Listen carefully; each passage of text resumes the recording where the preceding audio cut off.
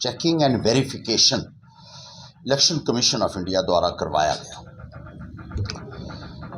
और उसके नतीजे भी आपके सामने आए कि 3 मशीनें जो हैं वो नॉन फंक्शनल निकली हैं और एक मशीन के ऊपर पहले से ही लिखा हुआ था रिजेक्टेड डिफंक्ट। अब नॉन फंक्शनल का क्या मतलब है?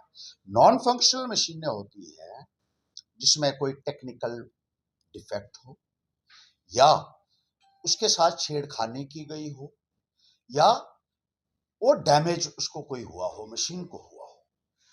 अब ये 3 मशीनें जो थी, हमने उन इंजीनियर से ये पूछा कि इनकी ऑथेंटिसिटी क्या है, क्या इनको जायज माना जा सकता है? अगर इसमें से वोट निकलेंगे, वो उन मशीनों के वोट गिनेंगे जब वहां उसका जो पूरा टोटल किया गया कि इसको इतने वोट मिले हैं, तो उन मशीनों के वोट भी उसमें डालेंगे। अब मैंने ये पूछा कि इन मशीनों की जो नॉन फंक्शनल है या जिन पे डिफेक्ट निकला है या जैसे वो कहता है डिप्टी डीओ की क्लॉक एरर है, इनकी विश्वसनीयता कितनी है? मैंने उनको ये बता दिया कि ये मसला कोर्ट के अंदर भी चल रहा है, आप हमें ठीक ठीक बताइए कि है क्या। उन्होंने कहा इनके ऊपर रिलाई हम नहीं कर सकते। जो इंजीनियर्स का कहना था कि इनकी ऑथेंटिसिटी नहीं बनती है। और जो डिप्टी डीओ है यहाँ का, वो एक जो कह रहा था कि क्लॉक एरर था, वो एक कह रहा है, 3 में हुआ ना, 3 में डिफेक्ट, 1 में क्लॉक एरर था। अब क्लॉक एरर क्या होता है ये भी समझने की बात है कि उस मशीन में ये नहीं लिखा हुआ है कि ये वोट कब पड़े। हर मशीन में जब भी आप जो है वोटिंग करते हैं तो उसमें डेट भी रिकॉर्ड होती है और टाइम भी रिकॉर्ड होती है। तो उन मशीनों का ये पता नहीं था कि वोटिंग के दिन से पहले के पड़े हैं या वोट वाले दिन पड़े हैं या उसके बाद पड़े हैं। जब उन्होंने ये बात उनसे पूछी, उन्होंने कहा ये इसके बारे में कुछ भी नहीं कहा जा सकता है, ये वोट डालने के और गिनती के पहले भी हो सकता है इस मशीन को साफ करके इसमें ये वोट डालेगी हो। ये स्पष्ट हो गया। उन्होंने कहा हम इनको रेड फ्लैग करेंगे और रेड फ्लैग उनको किया और नॉन फंक्शनल उनको डिक्लेयर किया। पहली मशीन ही जो है वो गलत निकली, उसमें डिफेक्ट निकला। दूसरी मशीन उन्होंने कहा अच्छा जी हम ये खराब है तो दूसरी देख लो। बड़ा अच्छा है, उनका एक्सक्यूज था कि ये नहीं है तो दूसरी देख लो। दूसरी लाई तो दूसरी भी खराब, फिर कहा तीसरी देख लो, तो तीसरी लाई तो तीसरी भी डिफेक्टिव निकली। अब हिसाब लगा लीजिए, हम तो बाहर आ रहे थे, हमने कहा तो हम तो रुकना ही नहीं चाहते। उन्होंने कहा नहीं नहीं हम आपको और दिखाएंगे। चौथी लाई उस पर लिखा था रिजेक्टेड और डिफंक्ट, उसके बाहर ही लिखा हुआ था। मशीन जो है, जो मेन उसका पार्ट, उसके ऊपर लिखा हुआ था रिजेक्टेड, यानी ये रद्द कर दी गई है मशीन और डिफंक्ट हो चुकी है, मतलब ये काम की नहीं रही है। 4 जो है वो तो साफ साबित हो गया कि ये मशीनें जो हैं इनमें धांधली की गई थी, इनमें गड़बड़ी की गई थी।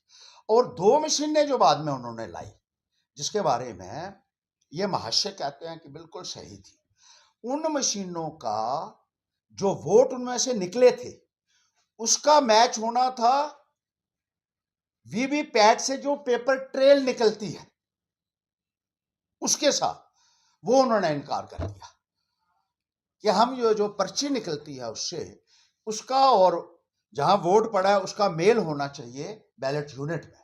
लेकिन उन्होंने कहा हम वो मेल करवाने के लिए हम नहीं करवाएंगे वो मेल। हालांकि डिस्ट्रिक्ट इलेक्शन ऑफिसर जो डीसी ने है, उन्होंने कहा हमें एतराज नहीं है, लेकिन वहां जो दूसरे लोग थे उन्होंने एतराज किया, नहीं नहीं नहीं जी ये नहीं दिखाना है। मैंने उनको कहा कि अगर ट्रांसपेरेंसी की आप बात करते हैं, अगर आप सही हैं तो आपको ये दिखाने में कोई हर्ज नहीं होना चाहिए, नहीं तो कैसे पता लगेगा आप ये दिखा रहे हैं और पेपर ट्रेल आप नहीं दिखा रहे हैं। इसका मतलब है कुछ छुपाना चाहते हैं आप और भी। तो 4 मशीनें तो आपकी पहले ही जो है वो गलत साबित हो सकी और 2 मशीनों से आप वो पेपर ट्रेल्स को मिलाने के लिए तैयार नहीं है, तो आपकी ऑथेंटिसिटी क्या है? इसका मतलब ये है कि आपका पूरा प्रोसेस जो है वो विशिएट हो चुका है और ये साबित हो चुका है कि भारी पैमाने के ऊपर आप लोगों ने धांधली की है, गड़बड़ी की है। और सबूत आपने, सर्टिफिकेशन आपने खुद कर दी उसके बाद ये हमारा भाई कहता है कि दबाव बना के, वाह, डीसी वहां, एसएसपी वहां, पूरी फौज लगाई हुई है तुमने, सिक्योरिटी फोर्सेस है, आपके अफसर बैठे हुए हैं और दबाव मेरा चलना है। हर जगह आप लोग गुंडागर्दी से जीतते हो और गुंडागर्दी करके प्रशासन के ऊपर एक अपना दबाव बनाने की कोशिश करते हो मोदी का नाम लेकर, और जब यहां पकड़े गए तो कहते हर्षदेव ने दबाव बनाया और उनसे सर्टिफिकेट साइन करवाया। डीसी ने भी किया है और डीसी ने ही फिर वो दिया है। यहां डीसी के ऊपर भी दबाव बनाया गया कि मत दो। ये 2 घंटे तक हम उन मशीनों का सर्टिफिकेट लेने के लिए इंतजार करते रहे। इन्होंने कहा हमने सर्टिफिकेट तो बना दिया है लेकिन आपको नहीं देंगे, हम ये इलेक्शन कमीशन को देंगे, उधर देंगे। मैंने कहा जब भी काउंटिंग होती है या जब भी कोई कार्रवाई होती है तो उसी वक्त उसका रिजल्ट जो है वो वहां जो कैंडिडेट के नुमाइंदे होते हैं उनको भी दिया जाता है और कैंडिडेट को भी दिया जाता है। तो ये 4 मशीनों का आपने रेड फ्लैग इनको कर दिया और उसके बाद सर्टिफिकेट भी आपने कर दिया कि ये मशीनें जो हैं इनके साथ छेड़छाड़ हुई है, तो हमें देने में आपको क्या एतराज है? 2 घंटे तक एक डिप्टी डीओ है यहां जो कल बयान दे रहा था कि एक मशीन में एरर आया है, उसको भी मुझे लगता है ये लड़का है जो नया नया जो है अब बीजेपी में गया है, इसको मैं कहूंगा डिग्री चेक कराने का तुझे बड़ा शौक है ना, उसके भी करा लेना, जब कराएगा तो डिप्टी डीओ की भी। मुझे लगता है वो भी उतना ही पढ़ा है जितना तू पढ़ा है ना। तुझे पता लग रहा है कि इसके ऊपर कागज के ऊपर क्या लिखा है और ना उसको समझ आए। सर्टिफाई उसके हायर अथॉरिटीज कर रहे हैं, डिप्टी डीओ के, और वो बयान कुछ और दे रहा है। वो कहता है एक है, उन्होंने कहा 3 जो है वो नॉन फंक्शनल थी और वो भी मैंने ले लिया जिसके ऊपर इलेक्शन कमीशन ने रिजेक्टेड और डिफंक्ट लिखा हुआ है। उन मशीनों को इस्तेमाल करके आप लोगों ने इलेक्शन लड़ी है। मैं ये पूछना चाहता हूं, ये पूरे इलेक्शन कमीशन से भी और तमाम जो अधिकारीगण हैं जो दिल्ली में बैठे हुए हैं अपने पेट थपथपाने वाले, जिनके बलबूते पर ये लोग नाचते हैं, जिनका कोई वजूद ही नहीं है, ये है आपकी पारदर्शिता, ये है आपका इलेक्शन को डेमोक्रेसी का जो मकसद, कि किसी ना किसी तरीके से आपको पावर को हथियाना है। ये सिर्फ एक इलेक्शन की बात नहीं है, this involves a larger question of democracy. किस तरीके से how the democracy is being subverted. कहता है राहुल गांधी ने, को मैं देख रहा था आज इसकी एक, अरे चोरी से जीते हुए कोर्ट में साबित होगा, 4 तारीख को 6 तारीख को आ जाना कोर्ट में। अरे तू 8 तारीख को मैं तो अपने वकील को भेजता रहा और सम्मन हर वक्त कहता रहा मैं घर पे नहीं हूं, मैं बीमार हूं। मैं तो हर बार गया, बीमार तू ही होता है, जिस दिन तारीख होती है उस दिन बीमार हो जाता है और वकील को भेज देता, मैं नहीं आ सकता हूं, मैं बड़ा बीमार हूं, मेरी बहुत बड़ी मीटिंग है वहां। ये बीमारी के बहाने जो है ना, अब तुझे भी पता है कि अगली तारीख को तेरे खिलाफ क्या होने वाला है, बचेगा नहीं तो किसी सूरत में, ये बात याद रखना। और जेल में तो तू जाएगा ही जाएगा, क्योंकि तुम लोगों ने जो कुछ किया है ना उसके लिए तुम्हें कोई बचा नहीं सकता है। मत सोच कि कोई बीजेपी का ऊपर से तेरी सिफारिश कर देगा और तू अदालत से बच जाएगा। बख्शूंगा नहीं मैं, पूरा इंसाफ जो है वो होकर रहेगा और जेल की सलाखों के पीछे तू जाएगा। अब तू बच ही नहीं सकता है किसी भी सूरत। और कल मैंने देखा क्या ड्रामा कर रहा है, महाराज दोबारा जीत गया। ये जीत हार के लिए था मकसद, इसको पता ही नहीं है कि कल था क्या। कल सिर्फ वेरिफिकेशन थी, चेकिंग एंड वेरिफिकेशन, मतलब मशीनों में गड़बड़ी है या नहीं है यह चेक होना था। यह नहीं होना था कि अब जो है दोबारा से कौन हारा तो कौन जीता। गड़बड़ी के लिए ये ठीक है या मशीन खराब है। और कल साबित हो गया, उन्होंने खुद सर्टिफिकेट दिया और इलेक्शन कमीशन के नुमाइंदे साइन कर रहे हैं उसको कि ये मशीनें खराब है। कहता है इसने दबाव डाला, अगर मेरा इतना दबाव होता तो तू कहीं नजर ही नहीं आता यार।